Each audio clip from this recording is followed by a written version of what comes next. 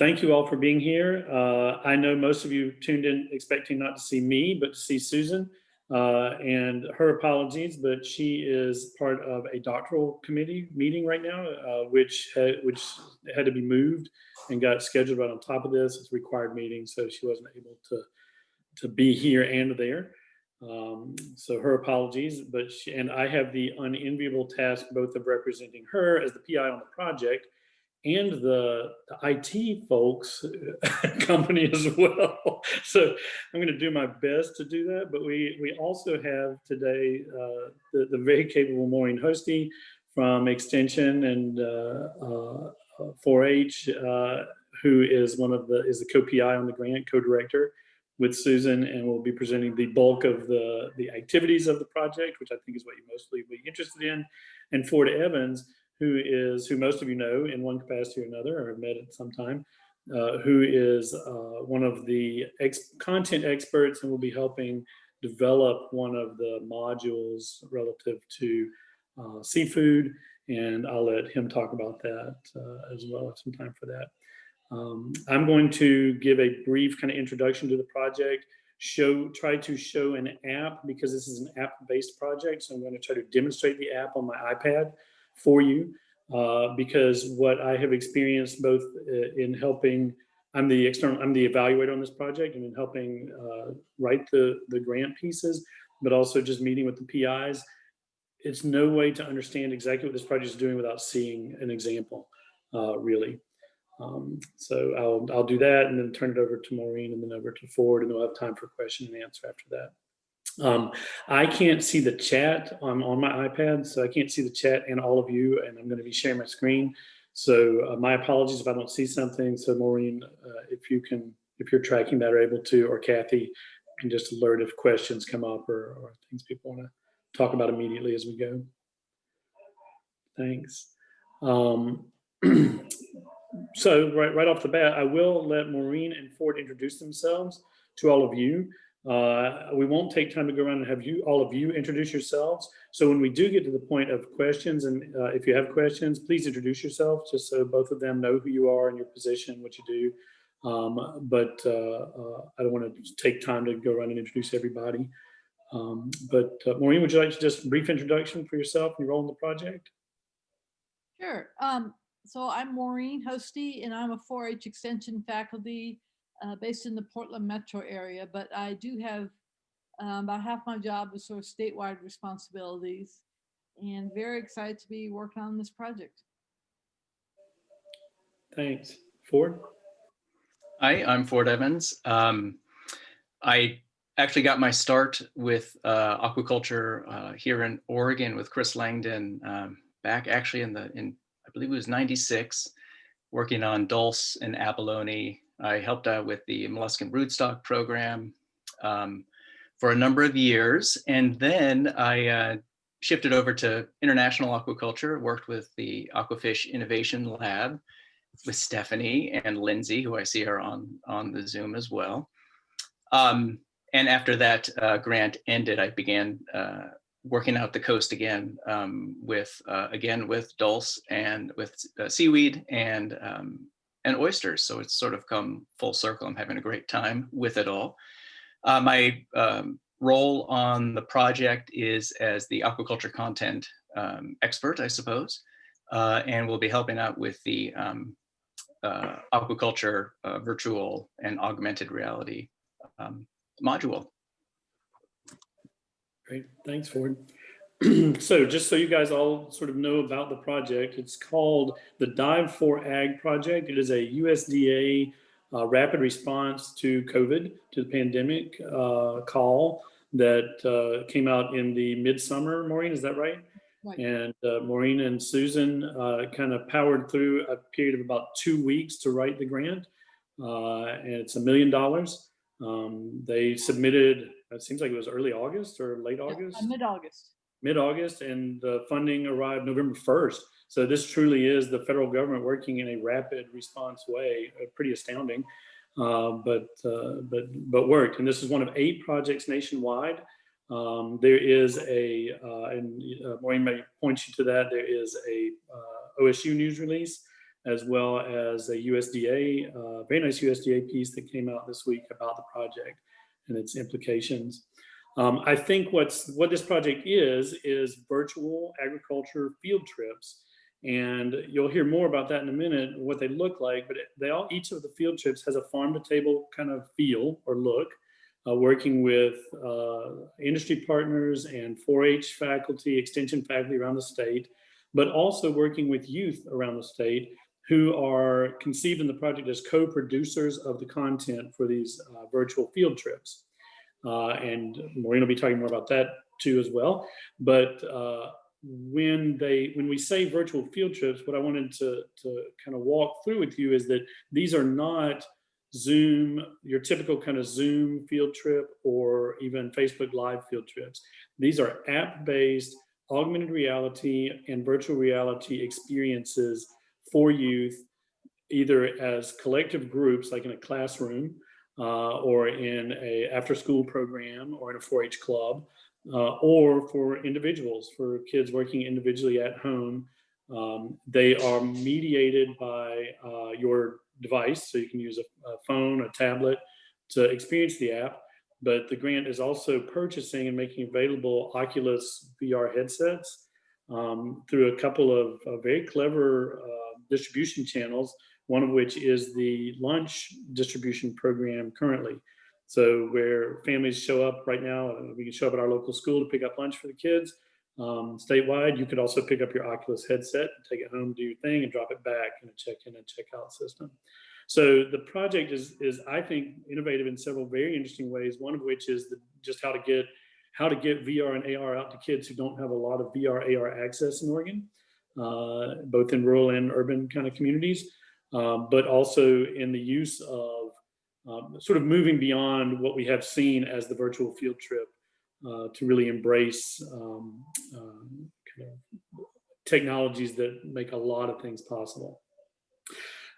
Any questions right now before I kind of show you what it looks like and then turn it over to Maureen to talk about what the project's going to do and where Sea Grant people might be able to plug in? Great.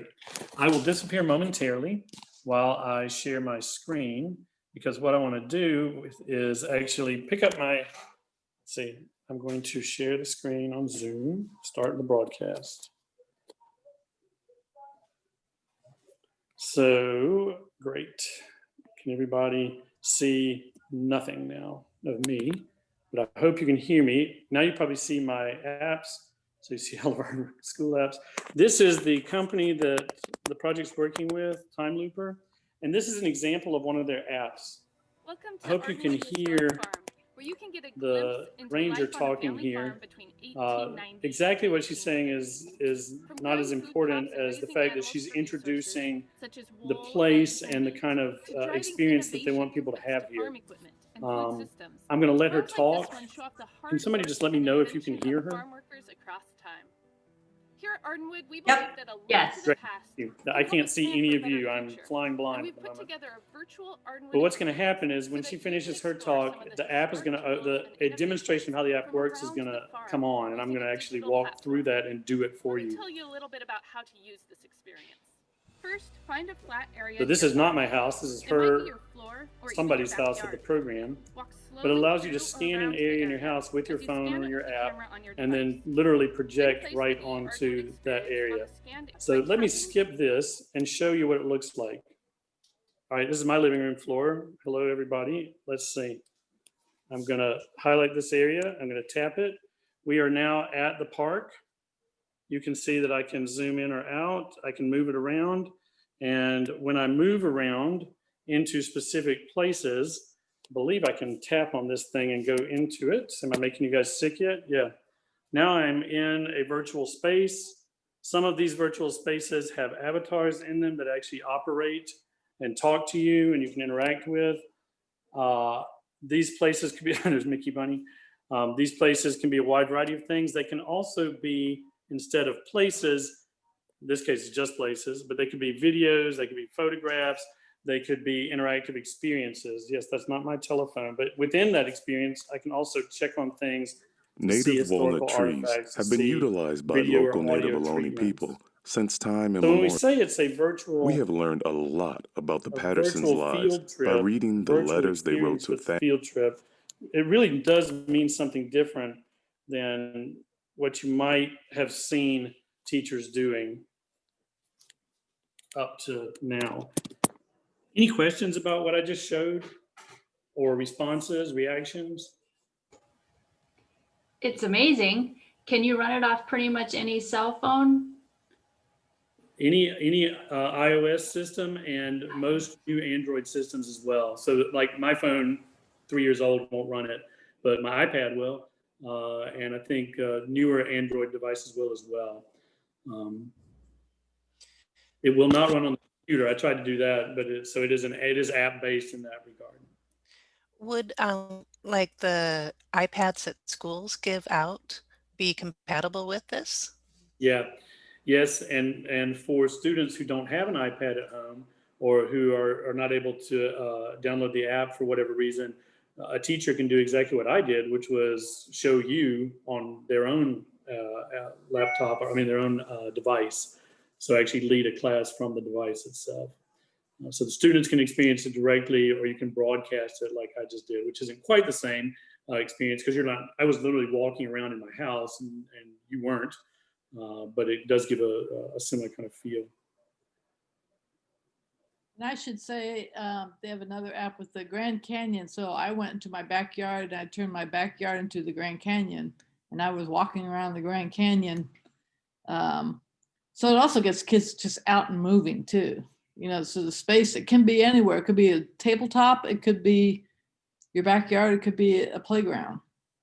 Yeah, I took it out and dropped a gigantic redwood tree on our back patio for the girls the other day. So we could literally explore a California redwood, go up into it, click in areas where there were researchers talking about the work they do, there were foresters talking about the work they do, there were conservationists talking about the work they do.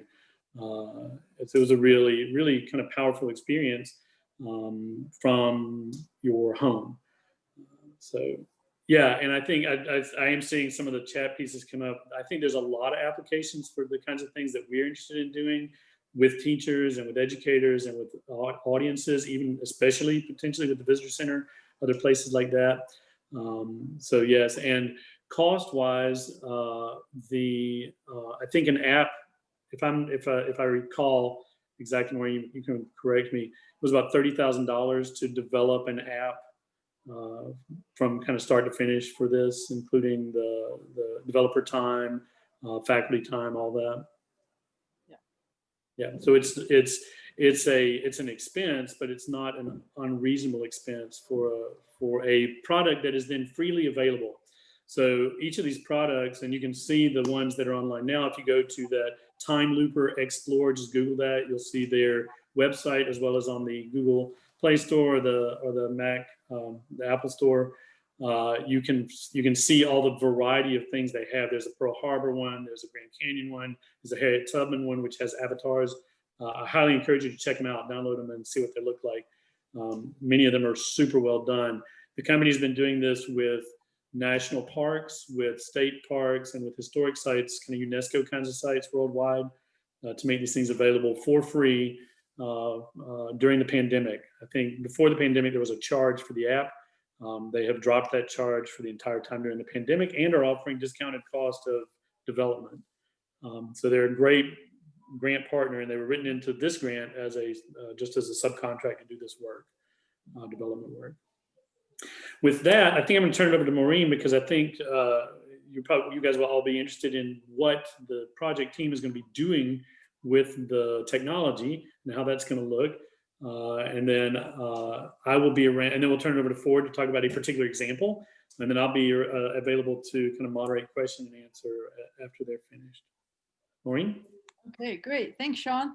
Well, this is quite an exciting project, as Sean told you in the beginning, that we got word about this grant in mid-July or late July, and it was due August 15th. And it was really fast. So, Susan kind of took the lead, and I was sort of her tag teamed with her, and we put together an amazing team. And I think almost everybody from the team, when we were working on this, we were feeling like, wow, this is despite the fact it was a high pressure, getting it in quick, it felt really, really good. It was a really positive experience because everyone was so excited about this project.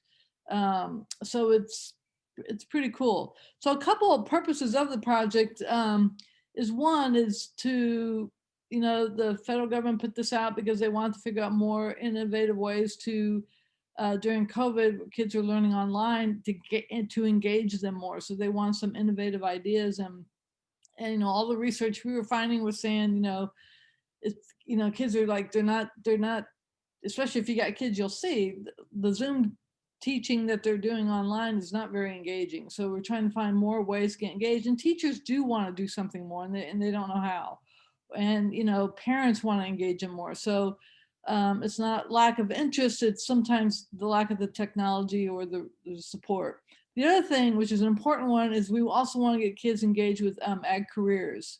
So it's not just kids, in certain parts of the states, there's a statewide project, and we're also partnering with Washington 4-H. And so the idea is to get the kids interested in ag and STEM careers. And then the third thing is just recognizing that there's, the emotional and social and mental challenges that kids are facing right now during COVID. It's been pretty devastating for a lot of kids and families, especially those who are isolated, don't have the resources. So the idea behind this too is to also help with some of those social emotional challenges that families are facing. So what I want to do now is share my screen, kind of give you an overview of the project. As you'll see, we've called the project DIVE4Agriculture, which is an acronym for Distance Immersive Virtual Education for Agriculture. We have sort of a long title there, but as far as, we wrote this for the NIFA grant, but OSU Pre-College with Susan's department, they're the kind of lead organization with this, with 4-H Extension as the co-partner in it. As Sean's told you about the virtual field experiences, it's definitely a key component of the program. We have 5 farm or ag experiences that kids, we're going to develop for kids. One is the one with Ford, he'll be talking about in a little bit. We're also going to be doing one on a dairy farm that we have out in Boardman. A third is an urban farm that we're doing in Portland. Fourth is a small sustainable farm that we're doing. And then the fifth one is, now my mind just went blank. I think, why, can you remember it, Sean? I remember it. Anyway, I'll come back and think of it. So we have 5 different field experiences. But one of the things that makes our program pretty unique, and one of the things reviewers really like, is we're having teens involved as co-creators of this content. So as you saw, like in the beginning of the little experience with the field experience that Sean showed you, there was like, a park ranger there. In this case, we're gonna have teens being teachers. So there's even, they have the capability of even developing holograms where, the teens will pop up inside, different these experiences, helping deliver the content. So the teens are a big part of the education. In addition to that, we're going to have teens, we're training teens, and we've got our first pilot group going right now where they are going through an online kind of a hybrid training course called Teen Teacher Core. And they're learning about, how to teach ag and gardening education to younger kids. So we're starting in January, they'll be actually teaching. So it's a 6-week course. And right now the kids we're working with are predominantly Portland. Almost all of them are underserved youth, and 90% of them speak a second language. So it's really exciting. These are kids we normally never have in 4-H, and we got a lot of excitement around it. And as far as placing them, we already have tons of people that want these teens to come in and help teach classes. So that's a big part of it. So teens will be definitely working with us, co-creating a lot of this content. These ag science cafes is part of that too. It's where teens are going to be developing monthly ag science cafes that go statewide and actually through Washington on different agriculture topics.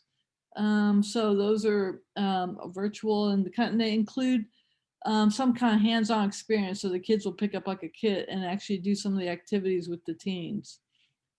So that's a pretty exciting thing. A third part is the Beaver Hangouts. And if you're not familiar with those are run by pre-college, where we connect kids with OSU students on campus, just who are involved with ag, natural resources, or could be, fisheries, where kids have chances to just to talk and hang out and learn anything about, like, what they're studying at school, to what the life on campus, or getting ready for college, whatever the topic may be. But it's a way for us to connect younger youth. And I should say the program is geared toward middle school and up, so connecting middle school, high school kids with college students. The other part is our education professional development. We actually have stipends for some of the SMILE teachers and 4-H folks or other community partners to actually help us implement some of these programs. So, and with that, we'll have some educator workshops that we will be running like twice a year to kind of bring them up to speed on this entire toolkit. So it's not just, like I said, the virtual reality, which is a big piece of it, but we'll also be having lots of different ag and science lessons that we'll be training the teachers on.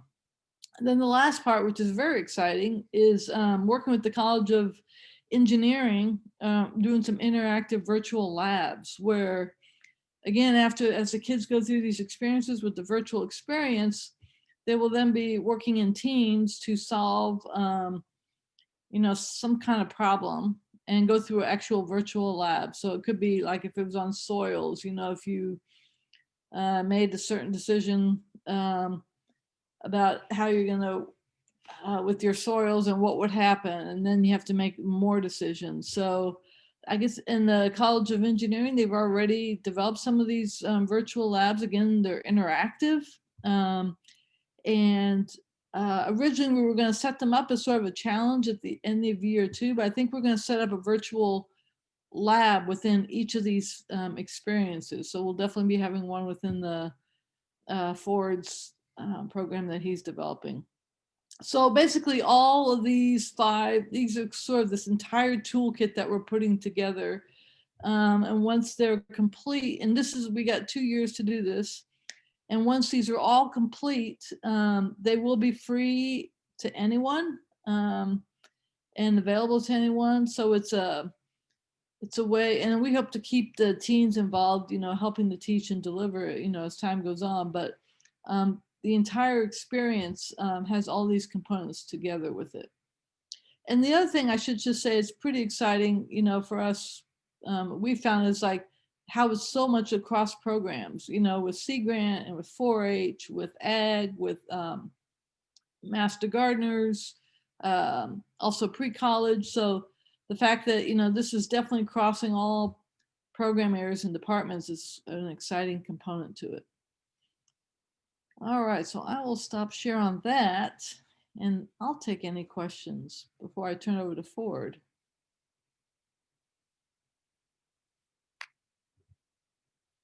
Okay. Oh, yeah, Jenny. Hey, Maureen, I'm just wondering, you mentioned how popular this teen program is, and I'm sorry if I missed it, but how are the teens, like they're in school themselves, presumably, right? So is this part of their academic experience for them? No, though we do work with their teachers, and the teachers are some of the ones that helped us recruit them, but they're doing these, it's an online Canvas course with PACE that we've developed. So they do that, and then once a week we meet with them on Mondays for an hour, like after schools, like 3 to 4. So, and then same once they start teaching, it's going to be primarily after school programs. But I know, like at least like all the schools in Portland, the high schools, they're all done by noon every day. So, so we'll be placing them into other schools, after school programs, and things like that.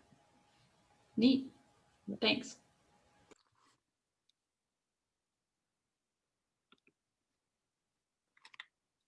Okay, so maybe turn over to Ford. Is that right, Sean?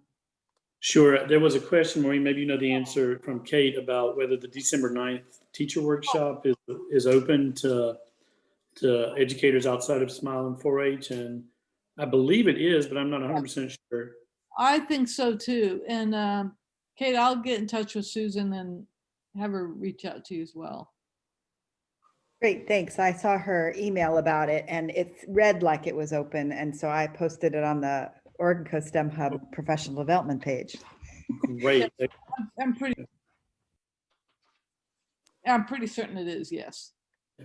Yeah, I don't think she would have sent it to you, Kate, if it weren't. She's probably trying to get the word out. So, yeah, and that's a more of an info session. So, all of you, if you know teachers who might be interested in connecting and learning how this technology might work, or when they could use it, or be involved in any way, we can send that email out more broadly to folks in Sea Grant. Just let me know, and I'll make sure Susan bumps it or Maureen bumps it to you. Thanks. Go ahead, Ford. All right, let me.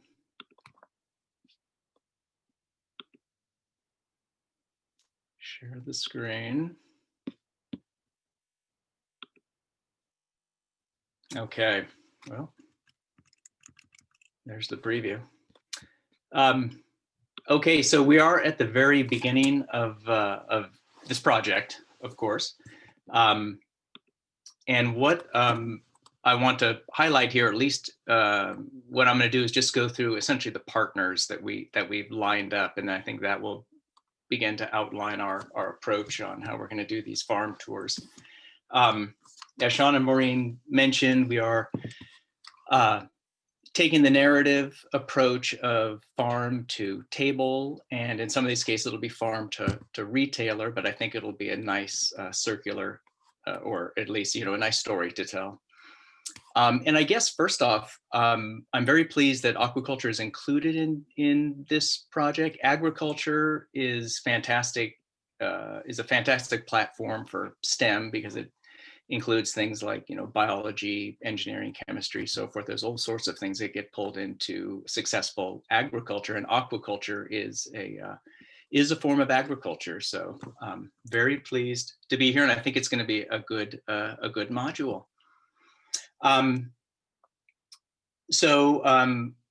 Again, we're still working on the details, but I'm just going to highlight some, I think, some of the partners that we have lined up. And actually I should mention two of the species, the two species that we're looking at will be oysters, taking a look at the oyster industry.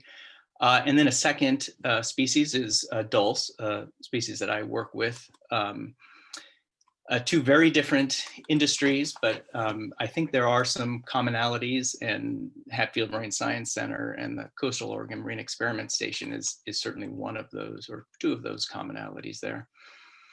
So for the oyster component, I don't have any, we haven't gone as far as the modeling and any of the filming yet. That's yet to take place.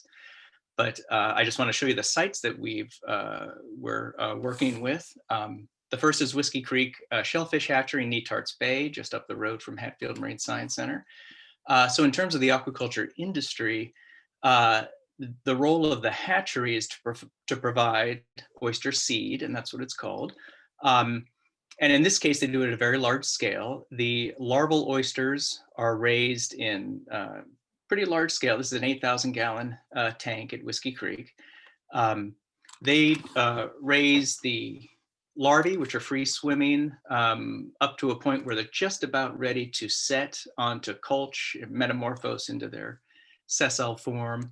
And then just before they set, they're sold to farms that grow the animals out to market size and a more typical looking oyster that we end up seeing. So it's really a two-step process, two-farm process, starting with the hatchery.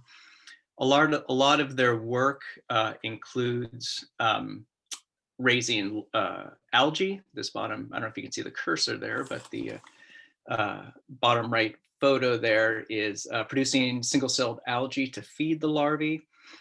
And then once that component, maybe I'll also make a comment that a lot of what we're going to see here, the interesting things are happening underneath the water. So it'll be, I'm looking forward to seeing how this virtual reality or augmented reality can take a look at what's going on in the water, take a look at what's going on with some very small things like oyster larvae and maybe the single-celled algae themselves. So I think there's some very exciting things there. And the fact that it's large scale is also, I think, kind of exciting too. Hopefully kids will get this as agriculture. What usually happens is larvae, which are just about ready to set, are sent to grow out farms. In this case, we're partnering with Oregon Oyster Farm in the Uinta Bay there. They will perform what's known as remote setting.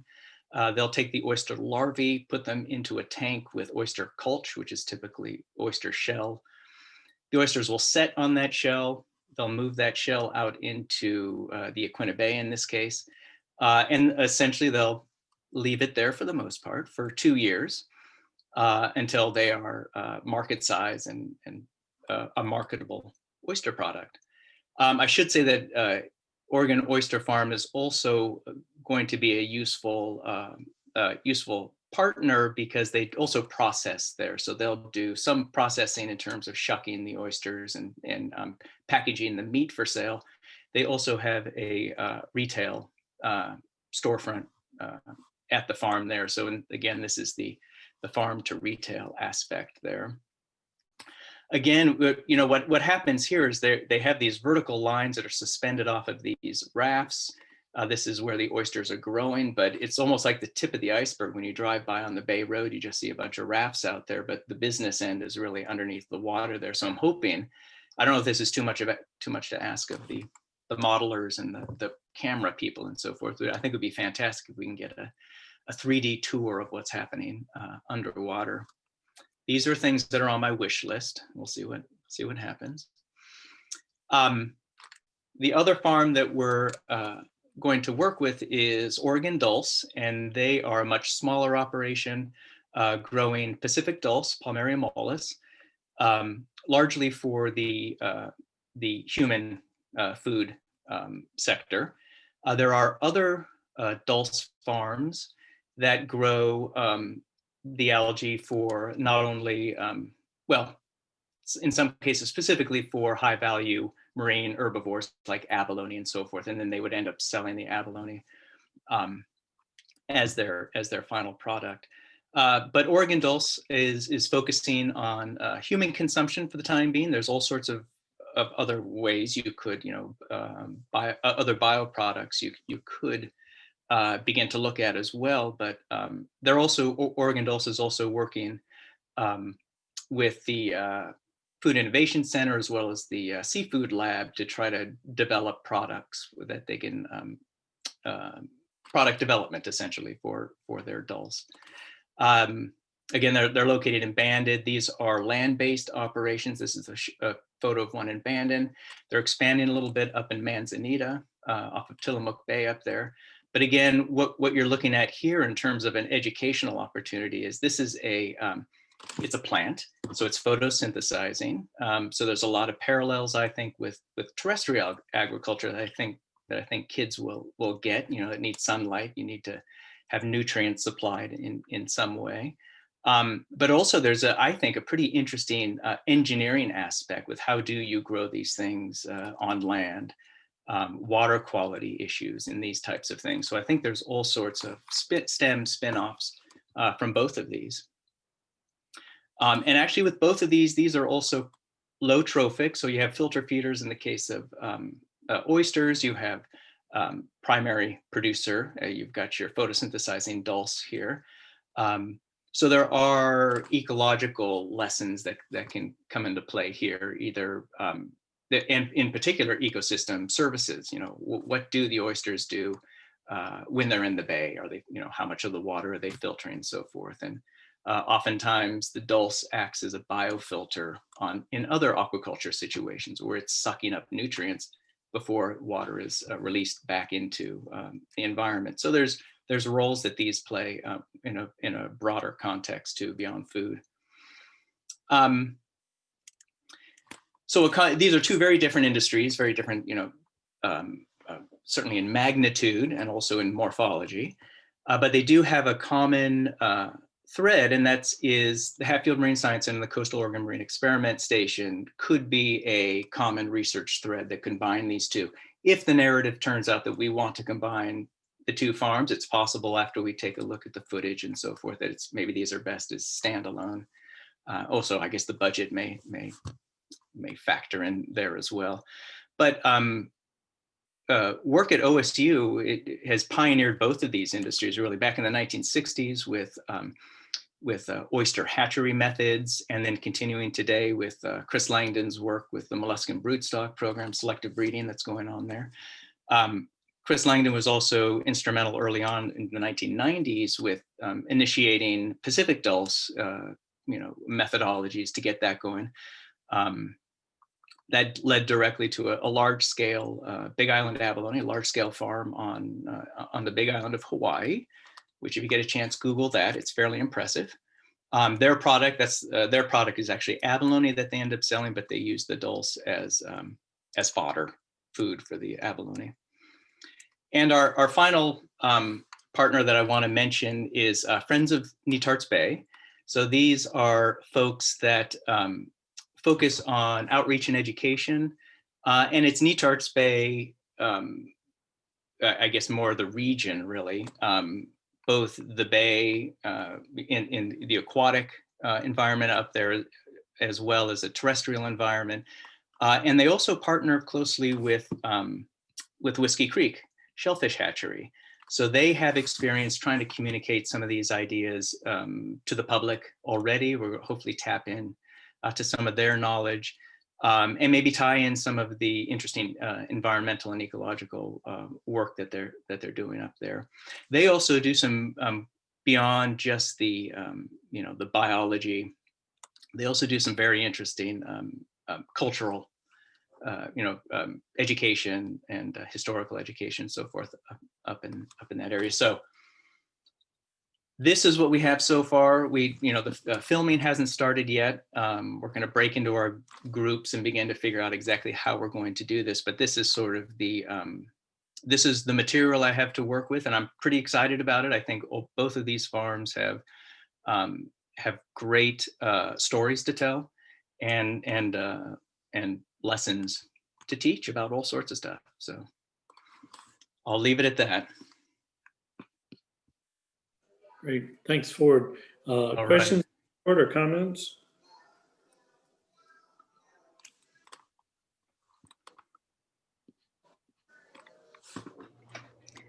Hey, can I just chime in and say, this is Kate Goodwin. I'm with Oregon Sea Grant Marine Education, and I'm working on a project where that would also benefit from knowing more about how the oyster aquaculture industry works with video footage. And I was actually looking at Oregon Oyster Farm in particular. So I was thinking maybe I could contact you, Ford, later and talk to you more about it and pick your brain a bit.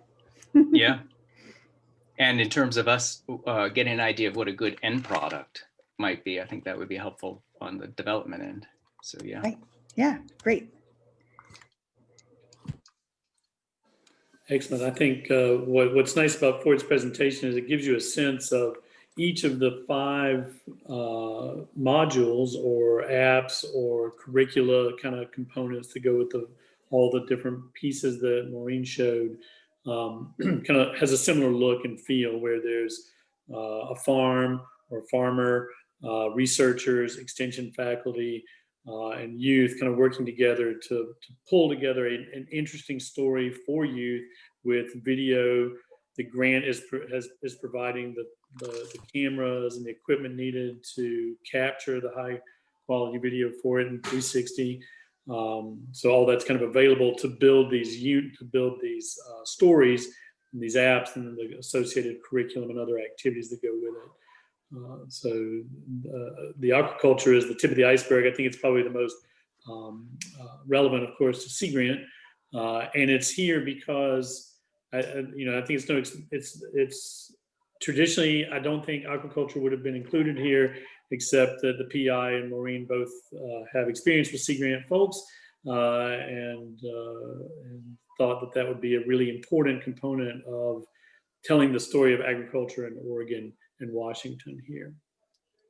I will mention, I don't think I mentioned it earlier, there, one of the partners is the Oregon Agriculture in the Classroom. Some of you may have worked with Oregon and Washington Agriculture in the Classroom.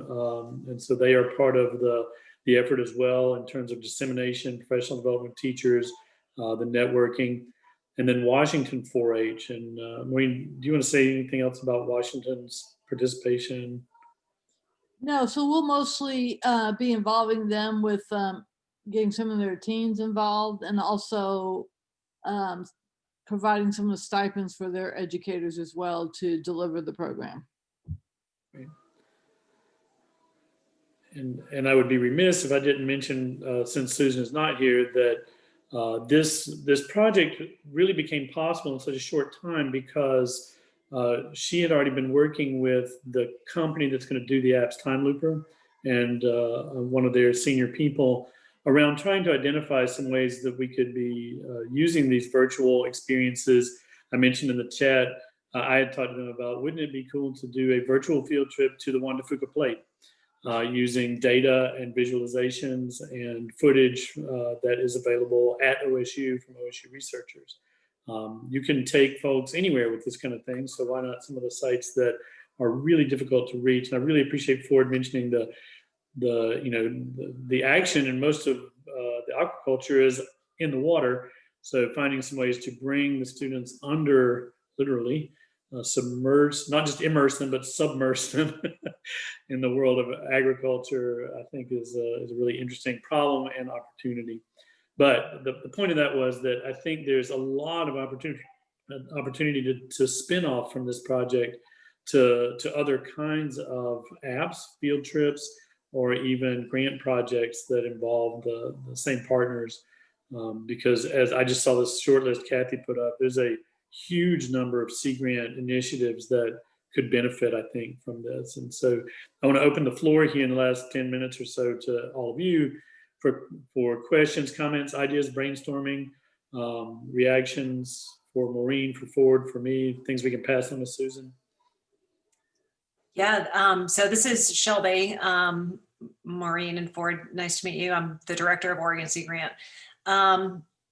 It's amazing. I just downloaded the Time Looper app onto my phone. And it's really just incredibly remarkable. I think in addition to a lot of the things that Kathy listed, thinking about Tim's work with Project Piaba and getting into the Amazon and all of that, that would be extraordinary. I'm curious as to, and this kind of picks up on a question that Kathy has posed in terms of the evaluation, the measures and metrics. Like, how are you had mentioned using a lot of kind of unique venues and pathways in order to get this opportunity into the hands of students. How are you picking those? How are you executing in terms of the actual delivery and evaluation of impact? I will let Maureen speak to the delivery, and then I can speak to the evaluation of impact, since that's my role. Yeah, for the delivery, we are working a lot with our, first of all of our 4-H audiences and SMILE pre-college. They also have a lot of connections, and Ag in the Classroom. So an example of Portland, I work already with all the Portland public schools, so they're very excited. All the teachers are chomping at the bit to get this when we're ready. And same within Washington 4-H. So we're going to be working with our community partners and the different after school programs as well that we're working with. They're very interested in these projects. So it's mostly going to go through, Ag in the Classroom, SMILE, and 4-H, and then within our partners, we'll distribute it that way. And as far as evaluation, as a USDA project, the proposal itself had a very elaborated logic model. So for all of you who may be skeptical about the logic model, it's a super valuable tool for the evaluators because it literally ties between the activities that are going to happen and the, in this case, knowledge change, action change, and condition change outcomes that are anticipated. And so there's a list of, looks like 5, 6, 7, 8, 9, about a dozen outcomes that go from individual student level outcomes to social emotional learning outcomes to capacity outcomes in the team that we will be tracking over the 2 years. Our biggest hurdle right now is trying to get any kind of IRB even looked at in the time frame. Normally we would have a 6-month window to prepare that IRB before the money arrived, and that just wasn't a possibility with this rapid response. So we're trying to identify that. But even in the absence of that, we already have lined up existing evaluation tools, a social network tool that we're going to use to identify the capacity building. We're borrowing tools that the 4-H faculty are already using in the programs and the pre-college programs. Folks are using, we're adapting those so that they can continue to be useful beyond the life of this project, and then be made available more largely through 4-H, through extension, through Sea Grant, for other kinds of things. So there is a pretty elaborate evaluation plan. In this case, there's not an external evaluator. I'm filling that role, and Sea Grant's filling that role for the project. And so we're involved deeply with the PI meetings in that regard. And I think that's a nice model for people as well. Great, thank you. Yeah. I thought I saw another question pop up here. Has IRB held up a portion of the grant pending their review? No, it's not a research grant, Sam. So we don't have that piece to worry about. It's literally just a matter of what the trajectory for the data from the evaluation is. If the PIs, the project team, wants to be able to publish any of the findings, either in the extension literature or the community engagement literature or the environmental education, ag education literature, then the data has to be covered by IRB for that. And so the evaluation is pushing forward regardless of whether an IRB is secured or needed. But I think the question for the project team comes down to, will we be able to disseminate this in a more academic manner more broadly at the end of the 2 years, or is the absolute lack of capacity in the IRB at OSU going to keep research from happening? I didn't say it that. Was that recorded? I'm sorry.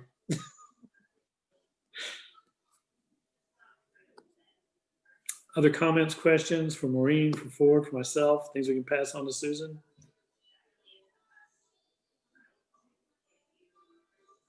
Great. If not, thank you all for attending. Download the Time Looper apps. If you have ideas about how you'd like to use them, contact me, Susan, and I, or Maureen, or even Ford can put you directly in touch with Iat, the guy who's running the CEO of the team, who's a very humble guy. We didn't even know he was the CEO until we actually started doing paperwork, and has some great ideas about how to do things, and seems to be willing to really modify their approach to make things happen based on what the kinds of things that educators want to do with these with the platform. That seems to be my take on it. Maureen, you may have a. Yeah, I was gonna say, watching him get like excited talking with Ford, you know, like, ooh, we can go into the water, we can get up close. I mean, he was like, because that's something they haven't done. So I could see his like light bulbs going off, and, you know, getting excited that this is gonna, you know, this particular experience is gonna be really fun for him to work on his team. So. And if you look at the apps and download some of them and check them out, the kinds of things that this team is trying to do with this are very different from what Time Looper has done to date. So it really is a stretch for them, and I think opens up a whole bunch of new possibilities for them as well. Okay. Well, thank you all. We'll sign off, and I hope each of you has a good rest of your week and upcoming holidays. And if you've got any questions, just contact one of us.